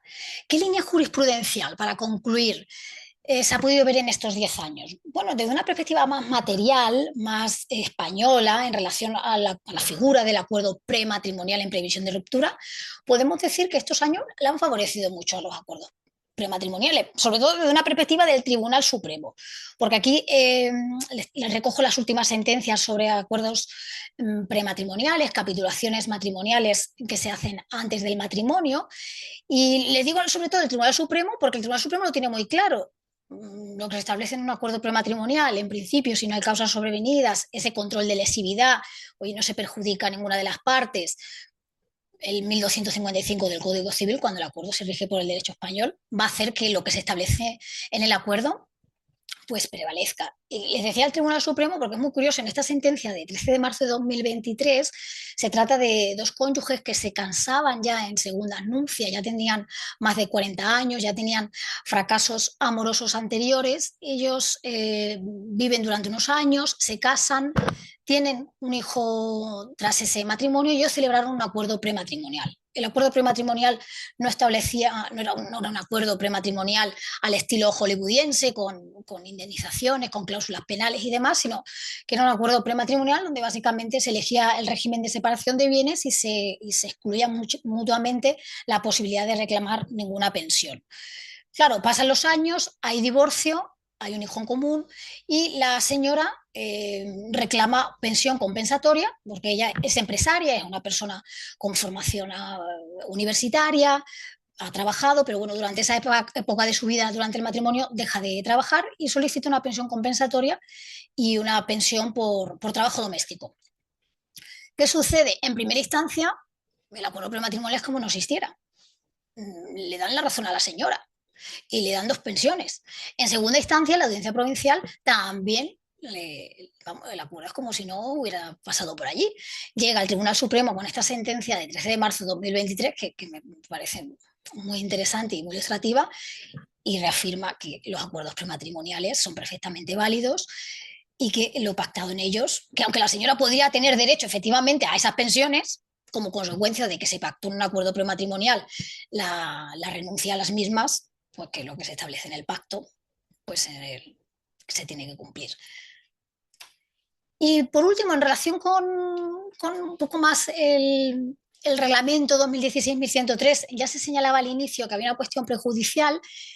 Es verdad que tenemos muy poquito sobre este reglamento, pero hay una sentencia muy interesante en los Países Bajos, que no sé si la conocen, pero se trata de 2 cónyuges holandeses que ellos en los 90 realizan un acuerdo prematrimonial, se marchan a Nueva Zelanda y en ese acuerdo prematrimonial básicamente pues lo que hacen es establecer separación de bienes estricta, eliminan cualquier tipo de posibilidad de bienes en común y ellos se marchan a Nueva Zelanda, donde allí pues pasan muchos años de su vida. En los 2000 ellos compran una vivienda y bueno, esa vivienda la paga el marido, liquida la hipoteca y justo también en ese momento cuando se liquida la hipoteca ellos hacen un acuerdo matrimonial donde se señala que el bien pues iba a ser de ambos, que iban a compartir el bien inmueble de Nueva Zelanda. Pasan los años, en 2019 se interpone una demanda de divorcio y el marido solicita que se le compense por los gastos que hizo en ese bien que comparten en virtud de ese acuerdo matrimonial. Claro, la señora dice que esta sentencia además no es tanto de ley aplicable, sino que cuestiona la aplicación del artículo 6 del reglamento 2016-1103, pero es interesante porque delimita el ámbito de aplicación del reglamento 2016-1103. La señora considera que los tribunales no son competentes, los tribunales holandeses, para conocer sobre esta reclamación que hacía el marido de que se le compensaran los gastos por la casa de Nueva Zelanda, y el tribunal, en segunda instancia, en apelación, le deja claro que aunque ellos en un acuerdo prematrimonial renunciaran a compartir bienes y excluyeran de forma expresa unos bienes en común, ellos tienen un acuerdo matrimonial, que es lo que quería la señora. La señora no quería que este acuerdo matrimonial pues, se considerara que encajaba dentro del régimen económico matrimonial, que se incluía dentro del régimen económico matrimonial conforme al reglamento. La Corte de Apelación de Ámsterdam se lo deja muy claro. Aunque tú hayas excluido en un acuerdo prematrimonial los bienes en común, este acuerdo matrimonial entra dentro del ámbito de aplicación del reglamento. Y la verdad que es muy interesante porque al final piensen, para ir concluyendo, el ámbito de aplicación del reglamento, las sentencias que vayan surgiendo, ojalá surjan muchas, al final es lo que va a determinar cuán relevante, cuán protagonista será este reglamento en relación a los acuerdos entre cónyuges, en particular en los acuerdos prematrimoniales. Cuanto más se defina ese ámbito de aplicación, pues más sabremos y más cláusulas o no podremos incluir de los acuerdos prematrimoniales. Para concluir, es verdad que no se pronuncia de forma expresa el reglamento sobre este tipo de acuerdos tan característicos de origen anglosajón, pero sí que podemos decir de forma contundente que su papel puede ser muy importante, sobre todo si se saben manejar bien las autonomías conflictuales de este reglamento junto con los otros en materia de familia, en función de las cláusulas que queramos incluir. Y aunque no haya una unidad de ley, desde mi punto de vista, haciéndolo bien, se le puede acercar. La litigación sobre los acuerdos prematrimoniales, al final, seguirá con independencia de que se defina más o menos el ámbito de aplicación del reglamento. ¿Por qué? Porque son acuerdos, como les decía, donde se pueden incluir cláusulas muy variadas, muy heterogéneas. Son contratos que para mí yo los trato como contratos más mercantiles. A mí me gusta siempre haberlo visto así. De hecho, al final la jurisprudencia, pues, con toda la humildad, me ha ido un poquito dando la razón, pero no dejan de ser emocionales y son reglamentos donde el caso concreto juega pues un papel crucial. Por mi parte, nada más, muchísimas gracias y quedo dispuesta a cualquier pregunta que me puedan hacer. Muchísimas gracias. Isabel, era un tema enormemente complejo que requiere una construcción propia, que conocemos muy bien por tus publicaciones y que hoy has expuesto pues, de manera brillantísima. Bien, cerramos la intervención de los ponentes con la última de ellas, que corre a cargo del doctor Calzado Llamas, de la Universidad de Salamanca, y la razón de que esté con nosotros es pues muy simple. El año pasado defendió su tesis doctoral sobre la relación entre los reglamentos de 2016 y el reglamento sucesor europeo, que es sobre lo que va a platicar a continuación, nada menos que en el alma mater de la Universidad de Bolonia, con el máximo reconocimiento. Esta tesis está siendo objeto de publicación en 2 monografías, una de ellas inminente en Atelier, que ya les anuncio para su lectura de lo más entretenido. Cuando quiera, el doctor Calzado, Antonio Jesús, querido, tienen la palabra. Bien, pues muy buenas tardes a todos. En primer lugar, quiero agradecer, como no podía ser menos, a la Real Academia de Jurisprudencia y Legislación la oportunidad que me brindan de darme un poco de voz sobre este tema tan interesante. Lo encarno sobre todo en la señora presidenta, doña Ana Fernández, y en nuestro coordinador del evento, el profesor Andrés Rodríguez Benot. Y además también me siento honrado de compartir mesa, aunque sea virtualmente, con mis 3 compañeros, a los que felicito por sus brillantes intervenciones. Como decía don Andrés, el tema que me ocupa pues es la relación entre los reglamentos de 2016 y el reglamento sucesorio. Un tema que además no es del todo nuevo para esta Real Academia, porque si recuerdan, en la jornada dedicada a los 10 años del reglamento sucesorio, ya el propio profesor Rodríguez Benot tuvo ocasión de hablar sobre los problemas que genera la coordinación entre estos reglamentos con su habitual precisión y brillantez. Así que yo trabajo aquí a hombros de gigante e intentaré hacerlo lo mejor posible. Bien, para partir, la coordinación entre estos reglamentos debe tomar como punto de partida un evento fundamental, que es la muerte de uno de los cónyuges o miembros de la pareja. A partir de aquí se inicia o se tiene que iniciar un proceso de liquidación del régimen económico de los efectos patrimoniales de la unión registrada y consecuentemente la sucesión. Si a ello se le acompañan las complejidades propias del elemento de extranjería en estos aspectos civiles, pues ello es el caldo de cultivo perfecto para que la Unión Europea pues se haya preocupado de elaborar estos 3 reglamentos que son el objeto de mi intervención. Para estructurarla, voy a vertebrarla en torno a 3 puntos principales. En primer lugar, la regla de concentración competencial de los artículos 4 de ambos reglamentos. En segundo lugar, como ya se ha sugerido por algunos intervinientes, la falta de coordinación entre la ley aplicable al régimen económico y la sucesión. Y por último, unas breves notas sobre el certificado sucesorio europeo. Como ven, es un tema prácticamente vertebral de estos reglamentos. Como decía, el primer punto de encuentro entre los 3 reglamentos es la competencia judicial internacional. Y para ello tenemos que ir al artículo 4 de ambos reglamentos, que tienen una relación prácticamente similar, mutatis mutandis. Dice el artículo 4: cuando un órgano jurisdiccional de un Estado miembro conozca de la sucesión de uno de los cónyuges en aplicación del reglamento sucesorio, los órganos jurisdiccionales de dicho Estado serán competentes para resolver sobre el régimen económico matrimonial, efectos patrimoniales de las uniones registradas, en conexión con esa sucesión. Se trata de un precepto razonable donde el legislador europeo toma conciencia de la estrecha vinculación que existe entre estas materias.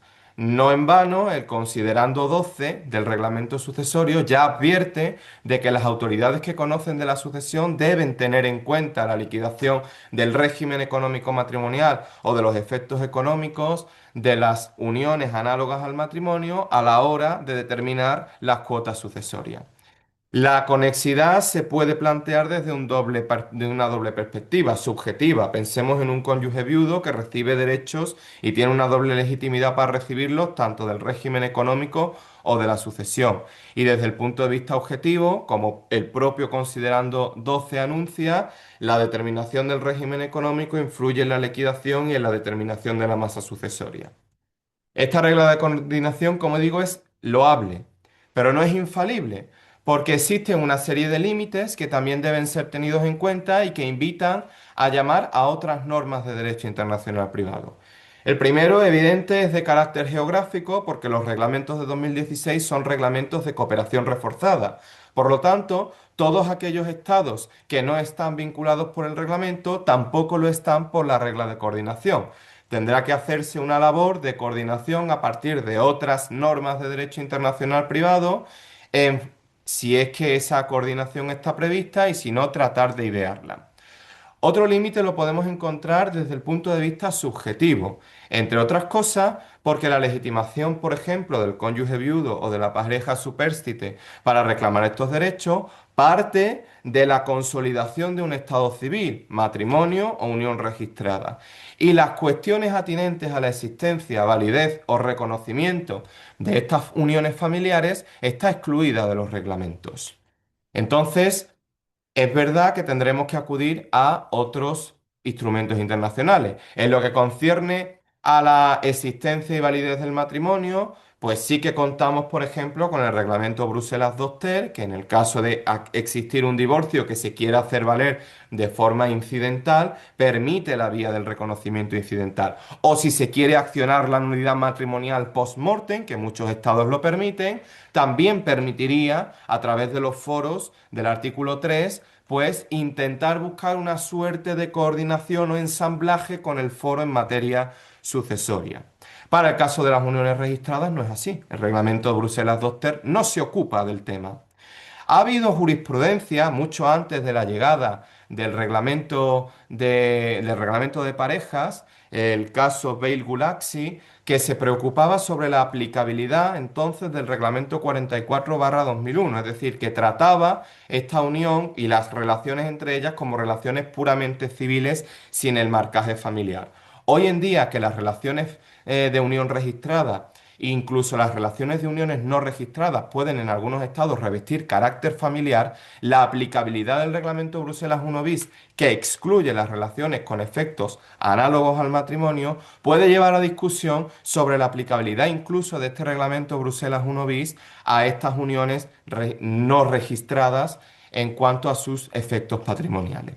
Desde el punto de vista procesal también existe el límite. El más importante, que este reglamento se ocupa de la competencia judicial internacional, no de la interna. Por lo tanto, hay que garantizar también esa concentración jurisdiccional a nivel interno.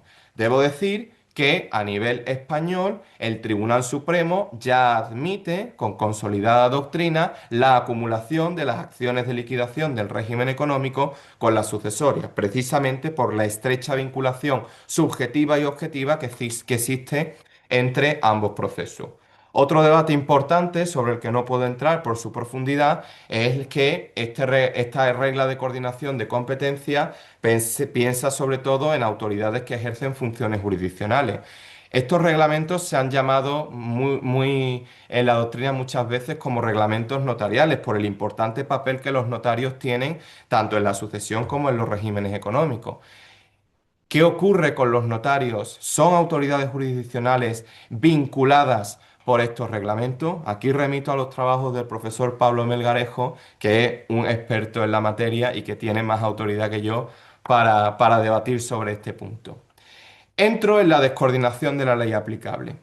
Así como en competencia judicial internacional el legislador europeo se ha preocupado de garantizar una cierta coordinación, En materia de ley aplicable no lo ha hecho. Rige la mutua exclusión que los ámbitos de aplicación de estos reglamentos se hacen entre sí. Los reglamentos de 2016 sobre cuestiones sucesorias y el reglamento sucesorio sobre las cuestiones de régimen económico matrimonial. Precisamente en el asunto Mankov, con ocasión de la inclusión de esa famosa forma de liquidación del régimen de participación en ganancias alemán a través del incremento de la cuota sucesoria, se evidenció una de las consecuencias de esta mutua exclusión, que es el problema de calificación de esas reglas que están a caballo entre el régimen económico y la sucesión. Pero más allá de eso, del conflicto de calificaciones ampliamente conocido por todos, también hay que entrar en la cuestión de si los puntos de conexión pues verdaderamente permiten una coordinación, si no automática, por lo menos buscada a partir de la voluntad, de la autonomía de la voluntad de las partes. Lo cierto es que tanto es posible como no, depende de muchas vicisitudes. Temporal, porque los puntos de conexión se concretan en diferentes momentos temporales, celebración del matrimonio frente a fallecimiento. Geográfico, porque debe producirse una coincidencia entre nacionalidades o residencias habituales, que puede darse o no puede darse. La voluntad de los propios cónyuges en querer esa coordinación también puede ser influyente. En definitiva, como dice un famoso chotis, puede que sí o puede que no. Sería recomendable que siempre o casi siempre sí. De hecho, tenemos ejemplos en los Estados miembros. No hay que irse muy lejos. Nuestro propio artículo 9.8, en su apartado tercero, en su último inciso, establecía una solución de remisión a la ley sobre el régimen económico matrimonial, sobre la que el profesor Quinzá ya nos ha ilustrado muy brillantemente, para producir esa coordinación, esa adaptación. Entonces, podría plantearse una solución en ese sentido. Otra que ya planteaba el profesor Rodríguez Benot y que se ha planteado también por amplios expertos en la materia es incluir como punto de conexión para elegir la ley sucesoria, pues la ley aplicable al régimen económico matrimonial. Finlandia es el ejemplo clave de esta solución basada en la elección de ley aplicable. Sí, creo que está todavía disponible en Internet, aunque desactualizado, el Código de la Herencia finlandés, que prevé expresamente la posibilidad de elegir la ley del régimen económico matrimonial si el causante estaba casado. Por lo tanto, consecuencias jurídicas, tanto es posible una unidad de ley para todo el estatuto patrimonial de los miembros superstites de la familia, pienso sobre todo en cónyuge o pareja, como no. Y eso puede dar lugar a ciertos problemas desde el punto de vista material, porque no todos los países protegen del mismo modo al cónyuge viudo y al resto de herederos.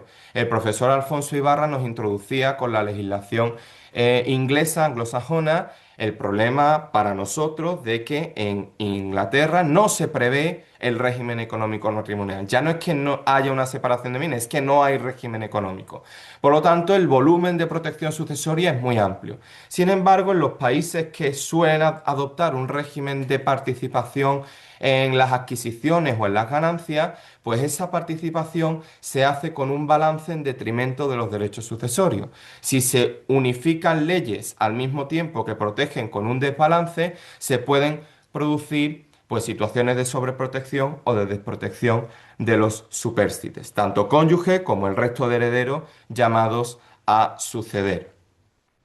En definitiva, como posible solución, aparte de las conflictuales de prever puntos de conexión que unifiquen la ley aplicable, tampoco debemos olvidar, desde una perspectiva comparada, soluciones de armonización material. Se refería el profesor Alfonso Ibarra a las Family Provisions, que se concretan teniendo en cuenta las circunstancias particulares del solicitante. Aunque no exista el régimen económico matrimonial, yo considero que las autoridades, los jueces ingleses, podrían tener en cuenta las fuentes patrimoniales de las que se viene nutriendo el cónyuge viudo, vengan de donde vengan, en este caso régimen económico matrimonial. La cuarta viudal catalana, por ejemplo, se concreta también teniendo en cuenta otras adquisiciones que tiene el cónyuge viudo, entre otras, y expresamente lo prevé el Código Civil catalán, las derivadas del régimen económico matrimonial. Por tanto, es una combinación que tiene que tener en cuenta no solo lo conflictual, sino también lo sustantivo. Por último, me refiero al problema del certificado sucesorio europeo, un problema sobre el que nuestra compañera, la profesora Isabel Antón, ha escrito y cuya tesis sostengo absolutamente. Y es que el certificado sucesorio europeo prevé entre el contenido la inclusión de información relativa a las capitulaciones matrimoniales, contratos para aquellas relaciones análogas al matrimonio o información sobre el régimen económico matrimonial. Es una previsión que responde nuevamente a la necesidad de tener en cuenta ambos aspectos, sucesión y régimen económico. Problema, nos enfrentamos nuevamente a la mutua exclusión entre el reglamento sucesorio y los reglamentos de 2016 cuando se trata de atribuir los efectos probatorios e incluso de inscripción registral que el artículo 69 del certificado sucesorio pues prevé. Entonces, la profesora Antón, en un trabajo bastante referencial, apunta a que existían dos tesis, una más restrictiva y otra que, si no recuerdo mal, es la que plantea la autora de más inclusiva, de considerar que el régimen económico matrimonial es una cuestión que está en conexión con la sucesión y por lo tanto los efectos del certificado sucesorio deberían extenderse a la información relativa al régimen económico y a los efectos patrimoniales de otras instituciones análogas al matrimonio. En definitiva, y con esto concluyo, pues con esto he intentado mostrar que el problema de la coordinación es un problema que afecta a toda la estructura de los reglamentos, por lo menos a la de 2010, a de los reglamentos del 2016. Y por ello, de cara a una futura reforma, pues deberían plantearse algún perfeccionamiento de la regla de concentración competencial, algún diseño de norma de conflicto concentradora de la ley aplicable y una aclaración, en mi opinión y en la de la profesora Antón, extensiva sobre los efectos registrales y los efectos probatorios del certificado sucesorio europeo. Con esto concluyo y quedo abierto a cualquier consideración, crítica, duda o debate que quieran plantearme. Muchísimas gracias. Gracias a ti, Antonio, qué maravilla escucharte y bueno, ya pronto te pondremos a leer en la primera parte de la tesis, en esa monografía, y no es ninguna tontería que nos presida la doctora Fernández Tresguerres, que precisamente está participando en los trabajos previos para la modificación, revisión, modificación del reglamento 650. O sea, estaría interesante que se tomase nota. Bueno, ella nos dirá si disponemos de algún tiempo para debate o intervenciones, unos minutos acaso. 7 minutos, una cosa así, si podemos tener por el tiempo que tenemos asignado. Vamos a ver. Bien, sí. Pues las intervenciones serían orales, serían a través del chat. Bueno, a través del chat es como se vienen haciendo. A ver qué tal se nos da, Andrés, a ti y a mí esto. Sí, sí. Eh, De momento no tenemos ninguna pregunta. Yo sí haré, bueno, tengo anotado aquí intervenciones para los cuatro, bueno, por tanto como me ha interesado el asunto. Sí diré en relación con mientras alguien pregunta, en relación con los prenups, los acuerdos prenupciales, que en los trabajos de la comisión del grupo de expertos en ningún momento se planteó, a pesar de que había dos británicos allí trabajando, curioso. Y durante los casi 5 años de negociación de los reglamentos en Bruselas, en el Consejo, el Comité de Derechos Civiles del Consejo, tampoco se planteó, ni siquiera la delegación británica. La delegación británica, el único interés que tenía cuando acudía muy ocasionalmente era que se mantuviera el domicile como criterio de conexión para ellos, y indirectamente también para los irlandeses, malteses y otros, ¿no? Y cosa que finalmente no se consiguió. Pero nunca lo llegaron a plantear. Este asunto es curioso. Pero ¿qué ha pasado? Que desde entonces hasta ahora, pues muchos países de Europa continental, como bien ha explicado la doctora Antón, pues ya admiten expresamente esta figura. Alemania, Francia, Italia, Portugal y otros no se oponen. En el caso de España mismo, Países Bajos o de Austria, ¿no? Entonces quizás sí que hubiera llegado el momento, como ella dice, para incluir una norma de conflicto sobre la ley aplicable, al menos a los aspectos patrimoniales del acuerdo prematrimonial, ¿no? Si me permites, Andrés, sobre ese punto, en España notarialmente son comunes, bueno, es decir, los futuros contrayentes o contrayentes, pero por lo general futuros contrayentes, una vez informados del alcance que pueden tener, sobre todo en separación de bienes, hablo de derecho común, cuando estás hablando de no solamente pensión compensatoria, sino también estás hablando de las indemnizaciones por razón de trabajo, que hay una jurisprudencia, como sabéis, muy escasa, pues se dice, ha sido pionera la legislación gallega. Pero en Bruselas esto se enturbió mucho a ver que pierdo la imagen, con el reglamento de alimentos. Porque hubo una enorme discusión sobre el reglamento de alimentos, comprendía las pensiones compensatorias o no. Recuerda eso el profesor Carrascosa, que trabajó bastante en esta materia también, que recordará que para las legislaciones nórdicas era casi insultante lo del tema de la pensión compensatoria y se introdució una posibilidad de aplicación de ley, como tienen ellos, por cierto, en el concierto nórdico, en el convenio nórdico. Y respecto a lo que decía muy ajustadamente el profesor Calzado, respecto del régimen económico matrimonial en el certificado, bueno, algo tenemos que ver tú y yo en eso, porque como no fue posible introducir nada en los reglamentos, en los trabajos de comitología en los que participé representando a España, tuvimos verdadero interés y con miedo, como bien se vio después de la reacción alemana, porque claro, aprovecharon que ciertamente en su derecho es así, es decir, por el derecho sucesorio, cuando es derecho sucesorio se extiende el régimen de partición, no se extingue de otra manera, se extingue, con lo cual fue muy útil también para ellos el conseguir esto, pero estoy de acuerdo en que subyace, pero yo no creo que el fijado sucesorio europeo, vamos, tenga ninguna eficacia de la correspondiente al artículo 69. De hecho, si recuerdas también, Andrés, cuando estábamos con los trabajos preparatorios del régimen económico matrimonial, se luchó totalmente por la creación de un certificado que viniera a determinar el régimen económico matrimonial y no se consiguió, no se consiguió. Sí, Bueno, aquello fue una aportación, bueno, por supuesto notarial, vuestra y muy en particularmente el notariado italiano. Ahí trabajó muy bien Domenico Damascelli, como sabes, y él mismo ha escrito algo muy evidente. Dice, si el certificado sucesor europeo no hubiera incluido cláusulas sobre mención del régimen matrimonial del causante, pues que sería inútil, qué utilidad tendría, ¿no? Entonces la eficacia que tiene, bueno, puede ser más o menos discutible, pero que es un instrumento que hacía falta. Y en aquel momento ellos plantearon, él y Franco, un notario italiano de Sicilia, colega nuestro, Salerno, plantearon que hubiera sido muy útil que en todas las notarías de todos los países de la Unión Europea hubiera un contrato de familia, un contrato matrimonial modelo, ¿no? Que hubiera resultado también muy bueno, tipo el certificado sucesorio, con sus indicaciones y aceptar cláusulas, no aceptarlas. No sé si eso algún día llegará, porque eso es si armonización material, etcétera.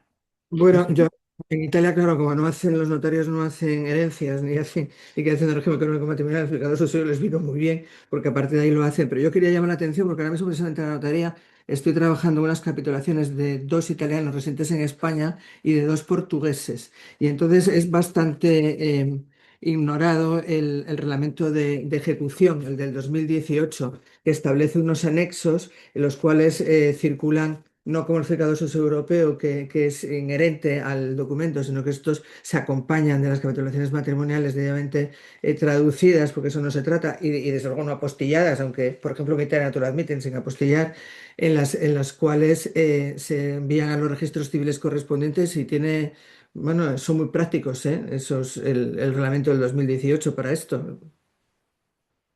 La verdad es que sí, y vamos, ya está cada vez más conocido, es cada vez más conocido y es exactamente, bueno, espérate que estos no son, es un reglamento del año de ejecución del año 2018. Hay uno para el reglamento de régimen económico matrimonial y otro para parejas registradas. Y me parece que son de diciembre del 2018. Y la verdad es que son súper prácticos y se utilizan. Sí, sí, no hay ninguna otra intervención y como estamos ya al borde de la hora, yo sí querría preguntar al doctor, bueno, ha entrado aquí una pregunta que la hago pública de doña Diana Carrillo, nuestra querida colega. Gracias por las magníficas exposiciones de los ponentes y su alto nivel. Mi pregunta es práctica relativa a 1438 del Código Civil. Si se firman unas capitulaciones matrimoniales en un país extranjero de separación de bienes, donde además los cónyuges de distintas nacionalidades, uno español, residen varios años, puede entenderse que no cabe aplicar el 1438 del Código Civil español ni reclamar la indemnización por trabajo doméstico al régimen de separación de bienes pactado conforme a otra legislación extranjera. ¿No? Esto es orden público, lo más fácil, en donde se liquide el régimen económico matrimonial, habrá que invocar una posibilidad de norma de policía o más claramente de orden público para determinar que conforme a las normas de origen eso no existía. Esto lo vamos a tener, por ejemplo, con adultos todos los días, ¿eh? la falta de adecuación de una cosa con la otra. Además, has dicho antes una cosa muy interesante, y es que como son reglamentos de aplicación universal, en aquellos estados en los que bueno, los mismos europeos, aunque tengan el principio de colaboración, ¿no? En en materia de aplicación del derecho, es siempre el problema de la cooperación reforzada, no se aplica. No se aplica, no se aplica. Ahí la ley universal es hasta un punto, porque y no existe la norma limitada que existe en sucesiones de decir, bueno, vamos a ir a lo que se aplica conforme al reglamento. Lo que no, pues es una ejecución parcial y se aplicará la norma del lugar de recepción, ¿no? Pero aquí no, eso es un problemazo, ¿eh? En respecto, por ejemplo, para Dinamarca, para Irlanda, es un problema. Sí. Pero sin embargo, si es un tercer país, entonces sí se acepta. Es un... Sí, pero ahí el juego del orden público será fundamental, efectivamente, como tú adelantas. Te decía, si no hay otra intervención, yo creo que estamos al borde de la hora. Yo me atrevería a preguntar al doctor Quinza Redondo por el artículo 35, como muy bien explicado, dice que no es obligatorio aplicar el reglamento a los conflictos interregionales en un país. En realidad lo que está diciendo es que sí se puede aplicar, lo ha aplicado bien, muy bien. ¿Cree que en el panorama español tan complejo, bueno, solamente hay que referirse al caso Krull, del famoso pacto sucesorio del régimen foral de Ibiza, ¿sería útil en nuestro sistema transponer internamente el artículo 35 para los conflictos interregionales en la materia o eso complicaría aún más nuestro panorama? Gracias, Andrés, por tu pregunta. Verdaderamente es difícil responderte sí o no. Obviamente, la tentación en una materia como la de los efectos patrimoniales de las unidades registradas sería que sí, porque no tenemos nada. Entonces, el legislador europeo pues, vendría a colmar la pasividad del legislador español. Y en materia de régimen económico matrimonial, pues tengo también mis dudas, y tengo también mis dudas porque los principios constitucionales que rigen en el derecho interregional muchas veces no están alineados, por ejemplo, con los conceptos autónomos del derecho europeo. Por tanto, más que hacer una remisión como hacen los 9.4, 9.6 a los instrumentos internacionales, yo me inclinaría de plantearse una modificación por mencionar expresamente las disposiciones que nos interesan, un poco al estilo de lo que ha hecho el legislador alemán en su momento en materia de divorcio, ¿no? Sí, además has expuesto muy bien todo, Pablo, ¿eh? Has estado muy acertado, porque ese es el problema que hay con los dos.